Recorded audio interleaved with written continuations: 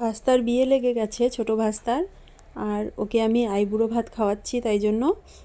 আর এখানে সমস্ত কিছু আয়োজন করা হচ্ছে, সব কিছু রেডি করে রাখছি। সব কিছু রেডি করে তারপর দুদিকেই গ্যাস ধরিয়ে ওখানে দুদিকেই রান্না চাপিয়ে দেব, না হলে এত কিছু করে ওঠা অনেকটা টাইম লেগে যাবে। এখানে দেখুন আমি দুদিকেই রান্না বসিয়ে দিয়েছি। আর আমি ওকে রাত্রিবেলা খাইয়েছিলাম। আর এখানে দেখুন সব কিছু রেডি, রাত্রিবেলা হয়ে গেছে। এখানে ভাত, স্যালাড, 5 রকমের ভাজা, আর ডাল, মাটন, আর এখানে ঝিঙে আলু পোস্ত।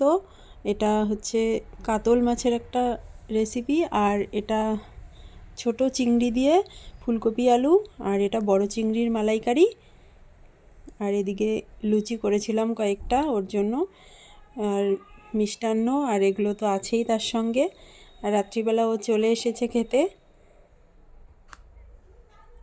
এখন বসে পড়েছে। আর ওর বুনুকে বারবার ডাকছিল, ওর বুনু আসতেই চাইছিল না। তো ফাইনালি এসে একটু কিছু খাইয়ে দিল। আর তারপর আমরা আশীর্বাদ করছি, ওর কাকু, আমি।